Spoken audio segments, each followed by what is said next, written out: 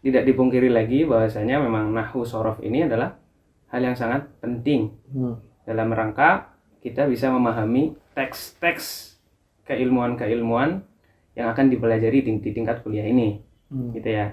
Sekarang pertanyaannya, kadar minimal yang perlu dikuasai oleh kawan-kawan mahasiswa itu bagaimana? Kadar minimal adalah Oke, kembali lagi bersama Usuluddin Skill Up Podcast.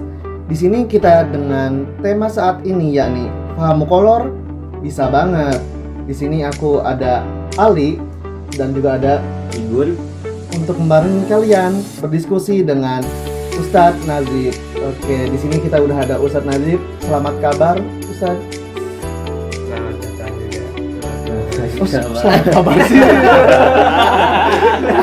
Bingung aku jawab gimana kan? Selamat datang apa kabar ya? Selamat datang dong. Oh, selamat kabar itu doa ya. Iya. Semoga selamat kabar baik ya Ustaz gitu. Nah. Gimana kabarnya Ustaz Nazif? Baik, alhamdulillah, kuais. Jadi di sela-sela kesibukan beliau yang sedang menempuh pendidikan S2 ya di sini masih menyempatkan diri buat gabung nih di Skill Up Podcast bareng Usuluddin. Oke, Ustadz. Jadi kita di sini ada beberapa pertanyaan nih. Yang insya Allah pertanyaan-pertanyaan ini bisa membantu mahasiswa-mahasiswa baru terutama untuk memahami qoror dan juga tentang pahamun khusus. Kita pengen nanya nih, kalau menurut Ustadz sendiri seberapa penting sih peningkatan pemahaman nahwu sorof bagi mahasiswa Al-Azhar terutama untuk mahasiswa baru, dan bagaimana standar minimal pemahaman nahwu sorof yang harus dimiliki oleh mahasiswa Al-Azhar itu sendiri? Kita mahasiswa Al-Azhar itu belajar ilmu-ilmu keislaman. Mahasiswa berarti belajar ke ilmu keislaman sudah tingkatan tinggi, nih kan? Iya. Ilmu keislaman ini ditulis dengan bahasa Arab, maka bahasa Arab ini harus kita kuasai. Cara menguasai bahasa Arab itu adalah dengan menguasai nahwu sorof. Begitu juga mufrodat, kosakata. Jadi tidak dipungkiri lagi bahwasanya memang nahwu sorof ini adalah hal yang sangat penting dalam rangka kita bisa memahami teks-teks keilmuan-keilmuan yang akan dipelajari di tingkat kuliah ini, gitu ya. Sekarang pertanyaannya, kadar minimal yang perlu dikuasai oleh kawan-kawan mahasiswa itu bagaimana? Kadar minimal adalah mereka harus tahu semua bentuk fi'il.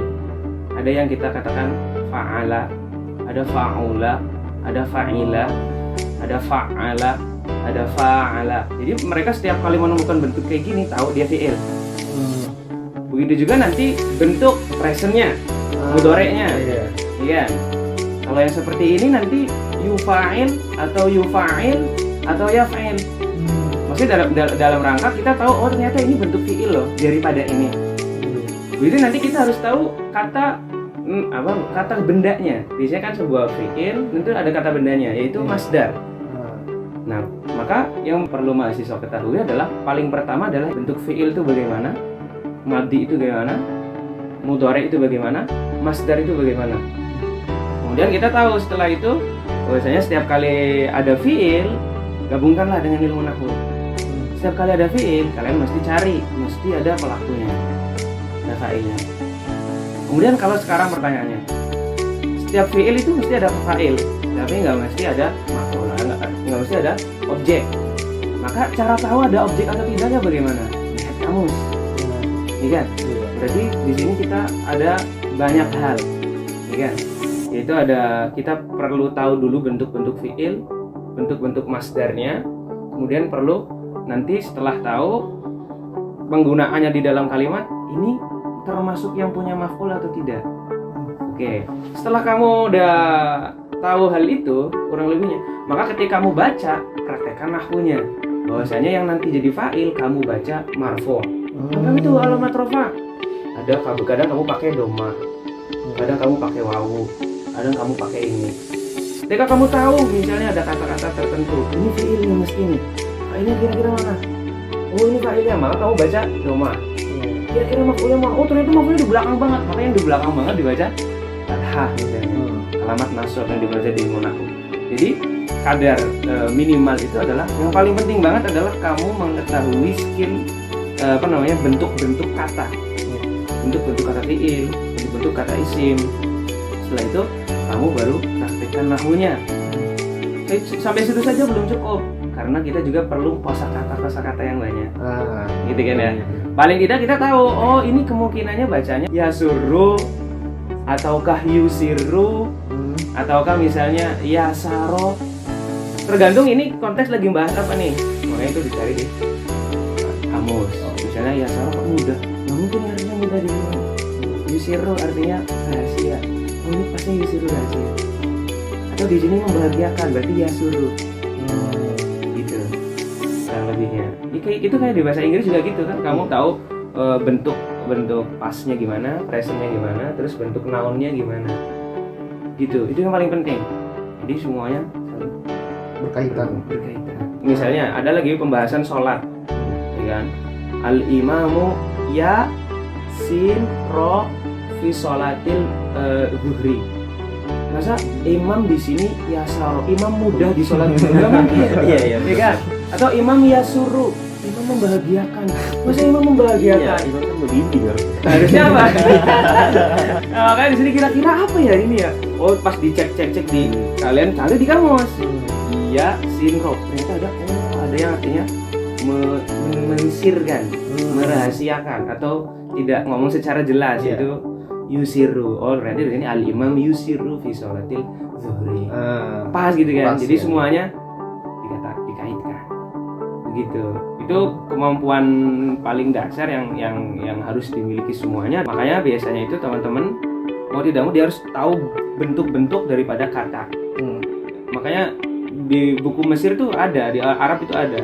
Cuma ada biasanya itu yang bikin belajar bahasa yang lebih efektif itu, bukan lebih efektif, maksudnya pengenalan bahasa lebih efektif adalah dengan bahasa dari bahasa ibu kita. Misalnya ada buku-buku yang sekarang orang-orang Indonesia itu biasanya untuk pemula itu efektif banget. Adapun lanjutannya kamu langsung ngobrol sama orang Mesir, dengannya orang Mesir. Ada buku yang bagus banget yaitu Amthilah Tasrifiyah. Itu bagus banget. Jadi kamu tahu di sini bentuk-bentuk ada fa'ala dan tidak cuma satu. Jadi dicontohkan ada misalnya karroma, ada juga farroha, ada juga misalnya adalah jarroba. Jadi di situ kamu tahu, oh ternyata ada fiil yang kayak gini nih, bacanya kayak gini. Terus nanti setiap kali kamu baca bentuknya kayak gini. Oh berarti ini bacanya kayak gini nih yang saya temukan di Amthilah Tasrifiyah nih.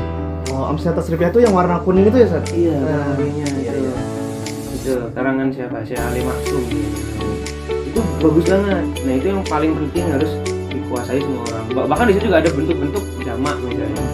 Kata-kata plural. Nah, jadi belajar bahasa untuk awal banget itu penting dengan bahasa pengantar kita sendiri. Iya kan ya? Iya. Langsung ya. Karena ini terkait dengan kaidah. Maksudnya paling tidak orang itu tahu dalam bahasa Indonesia ketika saya ngomong saya Budi, dalam bahasa Arab namanya adalah ana Budi. Ana Budi susunan seperti ini adalah susunan mubtada khobar. Iya kan? Kayak misalnya ibu adalah seorang dokter. Berarti kan al-ummu tabibah. Al-ummu tabibah adalah susunan mubtada khobar. Jadi kamu ketika ingin menyampaikan sesuatu dalam bahasa Indonesia seperti ini, maka kamu datangkan susunan mubtada khobar.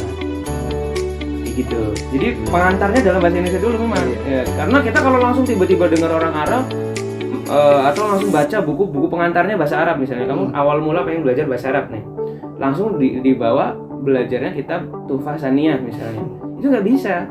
Karena Tuhfah Saniyah itu banyak sekali mufradat bahasa dan susunan. Padahal kita yang pertama itu pengen tahu gimana sih cara menyampaikan ini, susunan seperti ini gitu kan ya.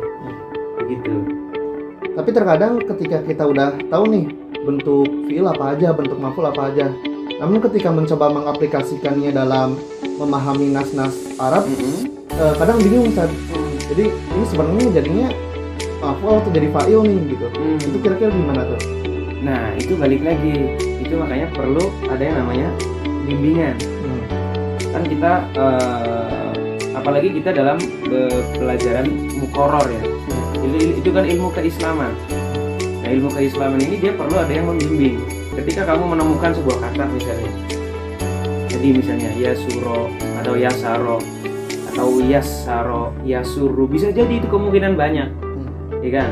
Ternyata salah satu dari itu nggak ada yang pas menurut kamu, tapi di situ ditulis di dalam buku. Gimana?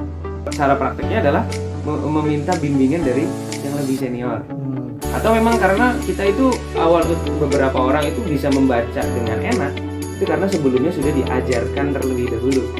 Ada materi-materi yang sudah sampai, kayak tadi misalnya, ada kita sudah punya sebuah makna bahwasanya imam itu kalau sholat duhur itu tidak usah baca kencang. Jadi kan ada mana kayak gitu. Akhirnya ketika baca di sini, ya Saro nggak mungkin, ya Zuru nggak langsung nyambung. Oh ini mungkin, coba dicari-cari. Oh ini yang pas ini nih. Gitu kan ya. Oh ini yang pas nih. Berarti Zuru bla bla bla bla. Begitu. Jadi makanya ada perlu bimbingan khusus untuk membaca. Nah, setelah orang udah lumayan, jadi setiap kali menemukan tahu letak fa'il di mana, tahu letak maf'ul di mana. Karena bentuk bahasa Arab itu kan nggak satu ya. Maksudnya kan kita rata-rata kalau dalam bahasa Indonesia atau bahasa Inggris itu kan subjek itu di depan terus. Ya. Ini saya pergi membeli, mesti di depan sayanya misalnya kan. Kalau dalam bahasa Arab kan enggak. Jadi kan kadang dia fa'il itu kadang setelah fi'il persis, kadang di akhir banget. Iya kan ya? Jauh banget. Iya, atau maf'ul bi, objek itu kadang setelah fa'il, kadang didahulukan, kadang di depan banget. Nah, itu yang kayak gitu tuh berarti bagaimana cara mengatasinya. Padahal kita kan kaidah dasarnya kan belum. Iya kan? Kebiasaan. Iya, makanya itu semuanya balik lagi kepada mendengarkan orang. Karena ini susunan seperti ini berarti sudah tingkatan yang lanjut. Kita kalau seandainya bahasa Arab dasar itu, kalau kita misalnya kayak baca sekedar koran atau sekedar baca berita-berita, itu nggak menemukan susunan seperti itu yang sulit-sulit gitu. Itu susunan tingkat lanjutan bahasanya lah. Kalian kan kalau kayak misalnya kelas-kelas bahasa itu kayak bahasa Inggris, apakah kita langsung belajar grammar dari, kamu tahu buku Betty nggak? Nah itu dia isinya semuanya bahasa Inggris. Biasanya dipersiapkan untuk TOEFL. Oh iya. Nah ini nggak mungkin langsung dibaca sama orang-orang awal gitu kan ya. Itu kan ya. Maksudnya karena di situ isinya sudah grammar lanjutan. Nah grammar lanjutan itu ya kayak kita misalnya di sini kalian ya Sududin belajar nahunya ternyata udah nahu tingkat lanjutan. Ikan ya dengan susunan yang kadang maf'ul ditaruh di depan, itu kamu dijelaskan di situ. Kadang fa'il ditaruh di belakang banget. Kadang bagaimana, itu berarti sudah susunan lanjutan. Nah berarti ketika kamu nanti membaca teks-teks Quran yang memang karyanya seperti itu, maksudnya bukan yang susunan yang lanjutan, berarti kamu harus naik lagi. Kalau misalnya saya sudah tahu ininya secara dasarnya, tapi kok saya agak nggak paham, bingung ya. Satu, bisa jadi kamu berarti perlu naik ke grammar lanjutan. Karena yang kamu hadapi Quran, yang kamu hadapi teks hadis, bahkan anak sastra aja nggak kadang susah banget memahami teks hadis, gitu ya. Kadang yang kamu temunya adalah teks-teks yang udah berjaman lama banget, terus banget. Itu susunan yang susah. Berarti kamu perlu tingkat lanjutan. Atau yang kedua adalah kamu memang perlu bimbingan. Jadi dalam membaca pun kamu perlu bimbingan. Dalam beberapa pesantren di Indonesia kan begitu. Ada yang namanya latihan membaca. Oh iya. Kamu membaca di depan orang, ini bener nggak? Ini kira-kira siapa pelakunya, siapa objeknya, siapa fa'ilnya, siapa maf'ulnya, itu perlu. Jadi kamu setelah tahu, oh ternyata ada yang bentuknya gini, oh ternyata setiap kali seperti ini, nanti akan terproses sendiri. Gitu. Memang bisa karena biasa juga. Iya, ada biasanya benar. Iya. Biasa kan gimana? Benar. Gitu. Bahasa Inggris saya punya pengalaman, maksudnya bahasa Inggris kan. Itu seolah-olah kan present tense sudah gampang. Maksudnya kan bahasa Inggris lebih dekat dengan bahasa Indonesia. Iya. Iya kan? Beda mufradatnya, beda kosakatanya aja kan ya. Enggak ada harokatnya. Nah, cuma ketika langsung praktek, kadang itu ada kata-kata yang sulit dimengerti. Iya kan ya? Itu mungkin karena kurang terbiasa. Benar. Dan terbiasa itu kan berarti kita baca terus ada yang bimbing dong. Iya. Ini artinya apa ya kalau kayak gini? Ini apa ya kayak gini? Padahal kan kita udah tahu belajar grammar dan lain-lain, tapi kok nggak ngerti gitu ya. Itu memang kita kurang ini. Makanya biasanya tingkat untuk belajar bahasa tingkat lanjutan yang lebih bagus adalah langsung dengar native. Ya, langsung dengar native. Itu adalah salah satu belajar bahasa. Kan kita belajar di Indo udah lama banget, tapi Teori-teorinya langsung sih. iya giliran baca teks langsung bahasa Arab, semuanya bahasa Arab dan bukan materi yang pernah dia pelajari, langsung nggak ngerti karena nggak terbiasa. Berhubungan sama kebiasaan itu, saya kira-kira gimana sih untuk cara menumbuhkan rasa suka atau rasa membiasakan diri dalam membaca naskah-naskah Arab gitu? Tapi biar di sisi lain biar nggak salah kaprah juga, saat tadi kan dibilang harus ada bimbingan nih. Takutnya kan kita mencoba membiasakan dan mengartikan sendiri, terus nebak-nebak sendiri ini jadi maf'ul atau jadi fa'il, tapi malah ternyata membiasakan yang salah gitu. Nah, untuk hal ini kira-kira gimana, Seth?